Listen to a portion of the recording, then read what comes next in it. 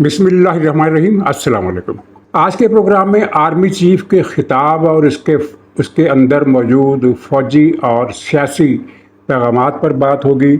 और वो तेलंगे ने एक वजाहती बयान भी जारी किया है अपने बेटे के ज़रिए, और एक फरमाइशी वीडियो भी बनाई है, और उसका एक और फ्रॉड भी आपके सामने रखूँगा। इस पर बात होगी। और फिर आप ये पहले मोहतरमा मरीम नवाज शरीफ साहबा वज़ीर आला पंजाब का ये क्लिप मुलाहजा फरमाइए, इस पर हम आखिर में बात करेंगे। तो ये क्लिप देखिए। 2024 से पहले महंगाई का ग्राफ यूं जा रहा था, यूं।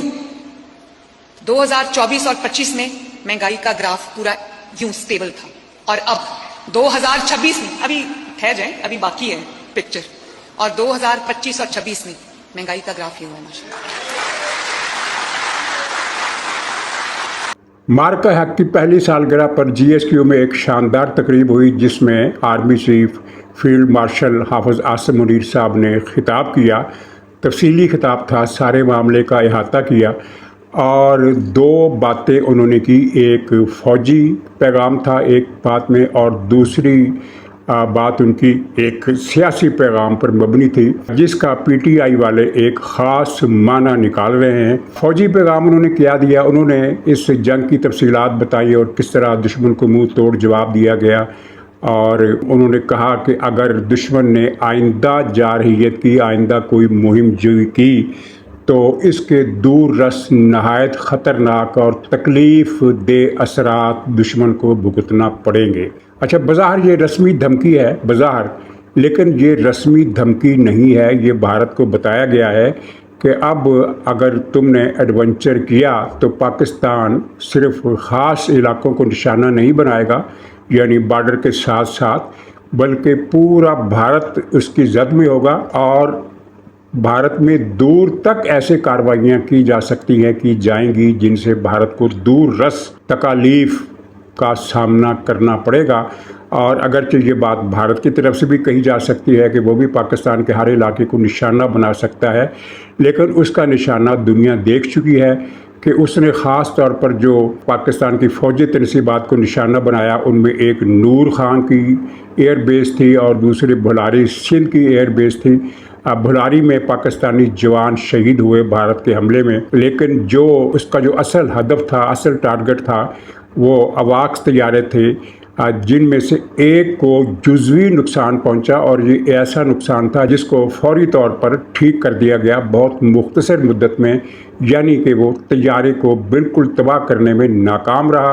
और नूर खां एयर बेस पर जो उसने बम फेंके, जो मिसाइल चलाए, वो इर्द गिर्द की सड़कों पर गिरे और कोई हदफ निशाने पर नहीं आ सका, वहाँ उसको कोई नुकसान नहीं हो सका। जबकि पाकिस्तान ने 2 दर्जन से ज़्यादा इंडियन मकामात को निशाना बनाया, और तमाम के तमाम निशाने ठीक बैठे।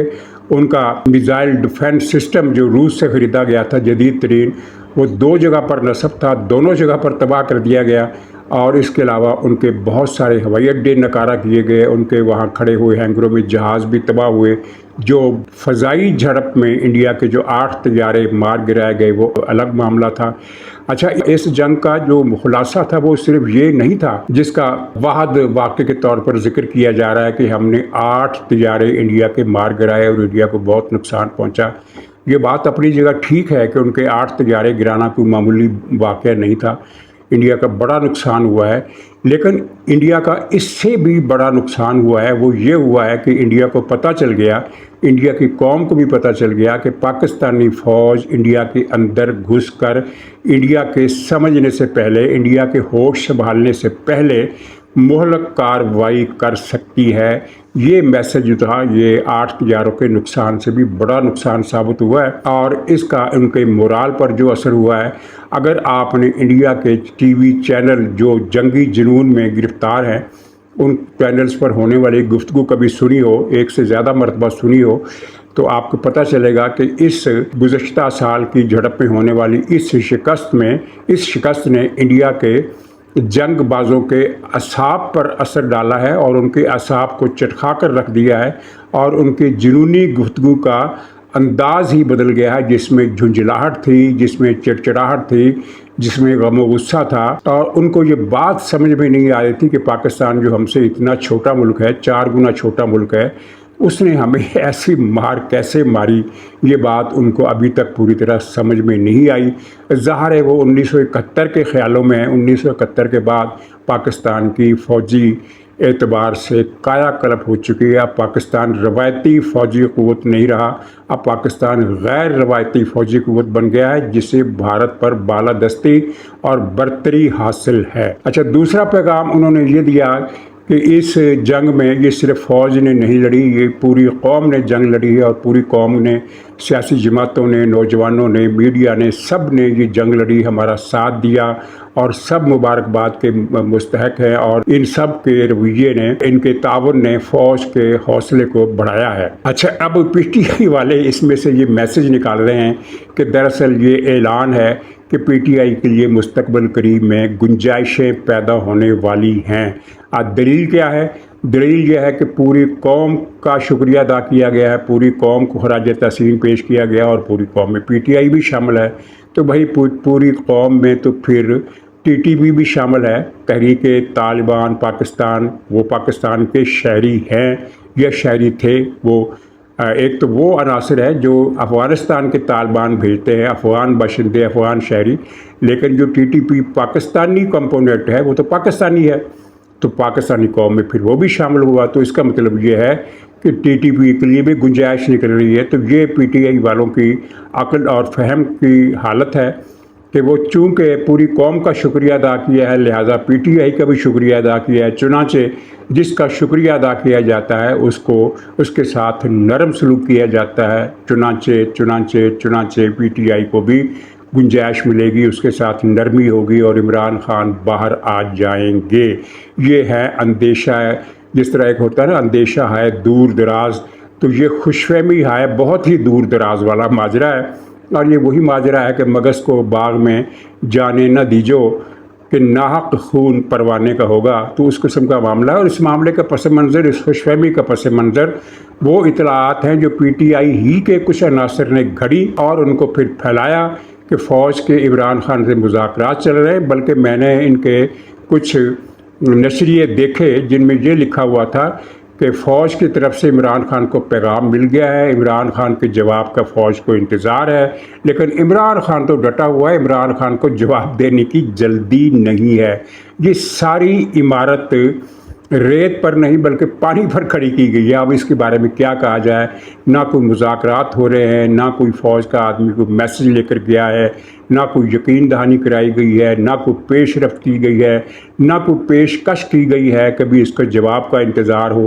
تو بھائی 9 مئی کا جرم جو ہے وہ ناقابل معافی ہے، اور ایک رسمی فکرہ ہے لیکن اسے دہرائے بغیر کوئی اور صورت نہیں۔ وہ یہ ہے کہ جو بہت بڑا نو پی ٹی آئی کو کہا گیا تھا بہت پہلے، وہ اب بھی باقی ہے۔ نہ صرف یہ ہے کہ باقی ہے بلکہ اس کا سائز اور بھی بڑا ہو گیا ہے، کیونکہ پی ٹی آئی نے حالیہ عرصہ میں جس طرح 9 مئی کے واقعے کو فالس فلیگ آپریشن قرار دیا، اور یہ دوسرے لفظوں میں صاف الفاظ میں یہ کہا کہ یہ تو ایک سازش تھی جو فوج نے کی پی ٹی آئی کے خلاف، اور تمام فوجی تنصیبات پر 265 یا 260 جتنی بھی فوجی تنصیبات تھیں ان پر حملے خود فوج نے کیے۔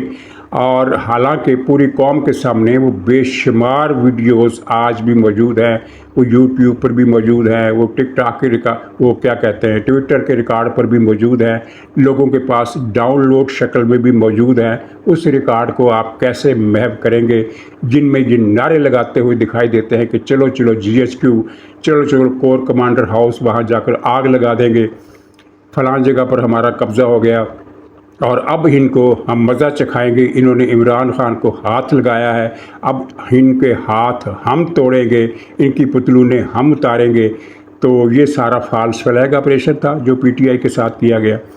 تو پی ٹی آئی کی اس پالیسی نے جتنا نقصان پی ٹی آئی کو 9 مئی کے حملوں نے پہنچایا، اتنا ہی نقصان پی ٹی آئی کے اس پھر بیانیے نے پہنچایا کہ یہ فالس فلیگ آپریشن تھا جو پی ٹی آئی کے خلاف فوج نے کیا۔ اچھا، اب آئیے تلمبے کے ملے کی طرف۔ تلمبے کے تلنگے کی جو ویڈیوز مشہور ہوئی تھی پرسوں، जिनमें वो एक बच्चे से हाथ मिलाने से इनकार कर रहा है और एक डांसर महक मलक से घुट घुट के जफ्फियाँ पा रहा है, बल्कि एक वाहियात सा तबसरा किसी ने किया, लेकिन है वो हकीकत पर मबनी। उसने कहा यार छोड़ो बाकी बहस, ये देखो कि मुल्ला इसके जिस्म का मसाज कितने अच्छे तरीके से कर रहा है। क्योंकि आप वो वीडियो देख सकते हैं कि उस वीडियो में सिर्फ मौलाना ने, इस तलम्बे के तलंगे ने सिर्फ महक मलक से जफ्फियाँ ही नहीं डाली, घुट घुट के जफ्फियाँ ही नहीं डाली, बल्कि उसके जिस्म पर देर तक हाथ मला है, हाथ फेरा है, और इसको आप मसाज करना कह सकते हैं। तो ये मुल्ला मसाजिया बहुत परेशान हुआ उस वीडियोज़ पर। उसके बाद फिर एक तो दो काम किए उसने। एक काम उसने ये किया कि एक फरमाइशी वीडियो बनाई, फरमाइशी यानी फौरी हंगामी एमरजेंसी वीडियो बनाई। अपने मदरसे के छोटे बच्चे 10-12 इकट्ठे किए और फिर उसी जगह पर उसी अंदाज में वो हुई मुतकब्बराना, फिरौनी और कानूनी और हामानी स्टाइल में आते हुए गुरूर चेहरे की एक नस नस से, एक एक बाल से टपक रहा था, तकब्बुर झलक रहा था। और वो आया और सब बच्चों से मुसाफा किया, ये बताने के लिए कि देखो ये तेलंगा जो है, तेलंबे का तेलंगा बच्चों से कितना प्यार करता है। और फिर कल इसके साहबजादे मौलवी यूसुफ जमील ने, जिसको मैं नहीं जानता कि वो किस किरदार का आदमी है, अल्लाह करे वो नेक आदमी हो और बाप के मनहूस साए से निकल आए, तो उसने एक बयान जारी किया कि दरअसल उस रोज़ मौलाना थके हुए थे, इसलिए बच्चे से उन्होंने मुसाफा नहीं किया और इस बात की गुंजाइश निकालनी चाहिए, यानी कि किया तो गलत लेकिन नज़रअंदाज करना चाहिए। अब देखिए ये है उज़्र लंग या उज़्र गुनाह बदतर अज़ गुनाह, इसलिए कि आपने उस वीडियो में देखा कि बच्चे को देखकर मौलाना ने अपने दोनों हाथ 2 मरतबा झटके, नफ़रत से, हिकारत से और बेजारी से 2 मरतबा हाथ झटके, यानी 2 हाथों की 2-2 हरकत, गोया कि 4 मूवमेंट उन्होंने की, 4 मूवमेंट की इस बच्चे को धुतकारने के लिए। लेकिन उसके साथ मुसाफा नहीं किया। मुसाफे में एक हाथ की एक मूवमेंट होनी थी, यानी ये इतना थका हुआ था कि एक मूवमेंट से भी डरता था, मुसाफा करने से थकन बढ़ जानी थी। ये मौलवी यूसुफ जमील का बयान है कि एक मूवमेंट वो करने के काबिल नहीं था। अगर वो एक मूवमेंट करने के काबिल नहीं था, फिर दोनों हाथों से 2 मरतबा, यानी कुल 4 मूवमेंट उसने की। 4 मूवमेंट में वो नहीं थका, एक मूवमेंट में उसने थक जाना था। इसको कहते हैं लंगड़ा उज़र या उज़्र गुनाह बदतर अज़ गुनाह। बहरहाल मतलब ये है कि एहसास उनको हुआ है कि मौलवी पर लानतें बहुत पड़ रही हैं। तो अच्छा, एक कालम इजहारुल हक साहब ने लिखा था जो मेरी नज़र से नहीं गुजरा। उनका कल फ़ोन आया और उन्होंने मुझे अपना कालम इरसाल किया, उनकी बड़ी इनायत। तो इस कालम में उन्होंने एक वाक़या, एक माजरा लिखा है, मैं उसका जिक्र करूँगा। कालम में और भी कई बातें लिखी हैं, मैं उनका जिक्र नहीं करूँगा, एक ही वाक़े का जिक्र करूँगा। लेकिन एक बात उन्होंने और भी लिखी कि किसी जगह इस तेलंगे ने कहा कि अगर मैं झूठ बोल रहा हूँ तो मेरी बात दुनिया के 6 बर्रे आज़मों तक कैसे पहुँची है। तो भाई कोई तुमने तीर नहीं मारा है, कोई पुलिस में होशरबार नहीं कर दिखाया है। ये यूट्यूब का दौर है, ये ट्विटर का दौर है, ये सोशल मीडिया का दौर है। अगर पाकिस्तान के किसी दूर दराज गांव में, झलमक्सी के इलाके में, खारान के पहाड़ी इलाके में, पंजाब के किसी चक नंबर 472 गाहबे में, सिंध के किसी अंदरूनी गोठ में, गिलगित के किसी पहाड़ पर बैठा हुआ आदमी यूट्यूब पर अपनी वीडियो अपलोड कर दे तो वो पूरी दुनिया तक पहुंच जाती है। देखने वाले चाहे उसको 100 हो, 1000 हो या 1 लाख हो या 1 मिलियन हो, वो पहुंच जाती है हर जगह। क्योंकि ये वो पुराना दौर तो नहीं है कि किताब लाहौर में छपी तो इंडिया में कैसे पहुंचेगी। इंडिया में तो कई साल बाद पहुंचेगी। और अखबार कोई रिसाला कोई लंदन से निकला तो पाकिस्तान तक उस अखबार या रिसाले की खबर पहुंचते पहुंचते दिन लग जाएंगे। और वो रिसाला पाकिस्तान में कितने लोगों तक पहुंचेगा, 4 लोगों तक पहुंचेगा या 400 लोगों तक पहुंचेगा। अब वो ज़माना नहीं रहा। अब आप एक वीडियो बनाएं, एक मैसेज लिखें, एक पोस्ट तैयार करें और अपलोड कर दें। उससे देखने वाले दुनिया के हर मुल्क में जहाँ जहाँ उर्दू ज़बान बोली जाती है, उर्दू पढ़ने लिखने वाले मौजूद हैं, वो चाहे कनाडा में हो, चाहे USA में हो, चाहे برطانیہ، فرانس، جرمنی، اسپین، پرتگال میں ہوں، چاہے وہ انڈونیشیا، ملائیشیا، جاپان، چین، تائیوان، کسی بھی جگہ ہوں، افریقہ میں ہو، مڈل ایسٹ میں ہو، تو ہر جگہ. اور آج اسی لیے اب پرنٹ میڈیا کا زمانہ بھی کم ہو رہا ہے. لوگ ویب پر رسالہ چھاپتے ہیں، ویب پر میگزین بناتے ہیں، اور وہ میگزین اپلوڈ ہوتے ہی دنیا کے 6 کے 6 بر اعظموں میں پہنچ جاتا ہے.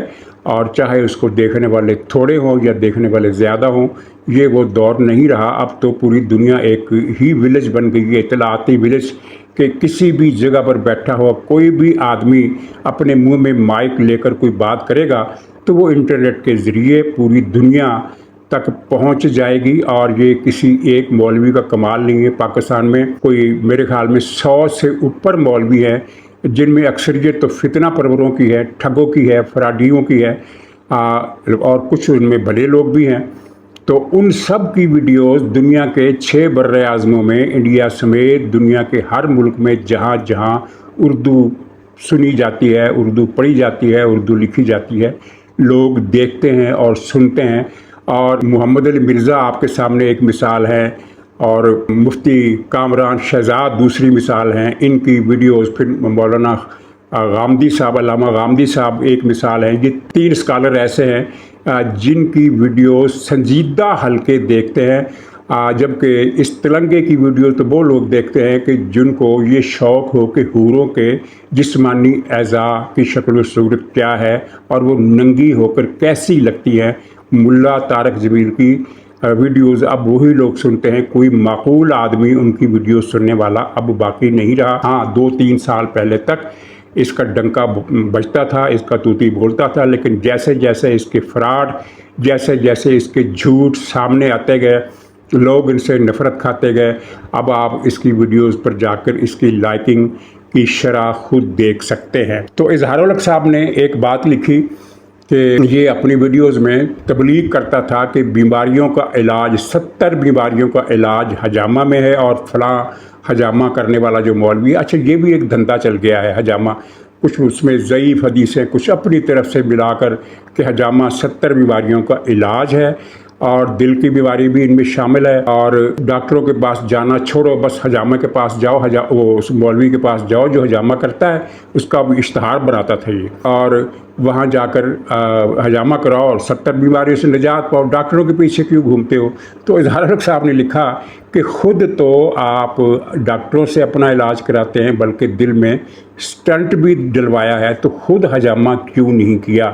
تو دراصل بھائی یہ دھندا ہے، دھندے میں لوگوں کو بتایا جاتا ہے. صرف یہ تلمبے کا ترنگا نہیں ہے، اور بھی بے شمار ٹھگ اور فراڈی ہیں جو اپنی ویڈیو چلاتے ہیں اور ان میں کہتے ہیں کہ فلاں مرض کا علاج، فلاں قرآن کی فلاں آیت یا فلاں اللہ تعالیٰ کا نام اتنے 1000 مرتبہ، اتنے لاکھ مرتبہ، اتنے 100 مرتبہ اس طریقے سے ادا کرو، بیماری غائب. یہ وہ کام ہے جو حضور صلی اللہ علیہ وسلم کی زندگی میں، صحابہ کرام کی زندگی میں ثابت نہیں ہوتا.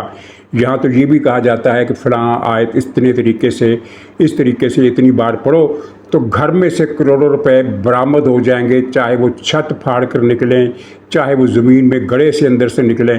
اگر ایسی بات ہے تو پھر جب ایک بہت ہی بھوکا فاقہ کش صحابی حضور صلی اللہ علیہ وسلم کے پاس آیا اور اپنی حالت زار بیان کی، گھر میں فاقوں کا حال بیان کیا، تو حضور نے فرمایا کہ جاؤ اپنی زرہ بیچو، بلکہ زرہ بیچ کر میرے پاس لاؤ.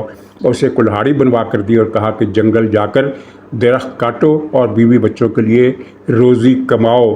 کیوں حضور صلی اللہ علیہ وسلم نے اس آدمی کو وہ آیت نہیں بتا دی کہ بھئی یہ آیت اتنی مرتبہ پڑھو، تمہارے گھر سے 5 کروڑ روپے، یعنی اس زمانے کے جو دینار درہم ہوں گے اس حساب سے نکل آئیں گے. لیکن یہ مولوی بتاتے ہیں کہ 5 کروڑ 20 کروڑ جو جھٹکے سے نکل آئیں گے.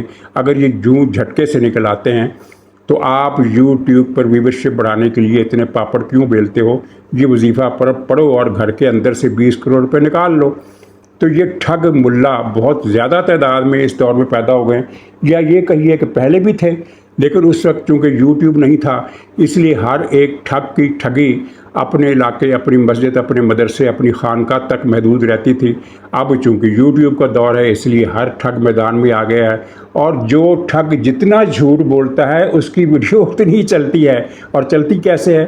یہ پڑھو سارے مسئلے ختم، یہ پڑھو ساری بیماریاں ختم، یہ کھاؤ 100 بیماریاں ختم، ایک مٹھی یہ چیز پھانک لو ساری بیماریاں ختم۔